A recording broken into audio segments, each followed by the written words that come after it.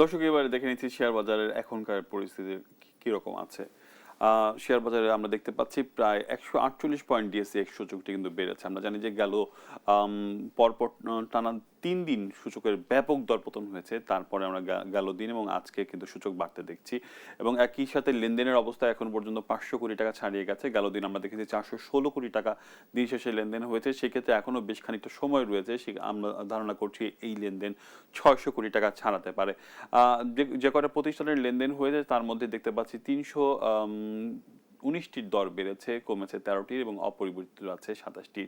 এখনো পর্যন্ত যে সকল প্রতিষ্ঠানগুলো টপ ট্রেডে উঠে এসেছে তার মধ্যে দেখতে পাচ্ছি রেকিট বেনকিজার রয়েছে প্রথম অবস্থানে, দ্বিতীয় অবস্থানে রয়েছে ম্যারিকো বাংলাদেশ এবং তার পরের অবস্থানে রয়েছে ইউনিলিভার। অর্থাৎ তিনটি ভালো প্রতিষ্ঠান রেকিট বেনকিজার এবং কর্পোরেট প্রতিষ্ঠানগুলোকে কিন্তু এই তালিকায় দেখতে পাচ্ছি এবং ইস্টার্ন ক্যাবলস রয়েছে দ্বিতীয় অবস্থানে, তৃতীয় অবস্থানে রয়েছে বার্জার পেইন্ট।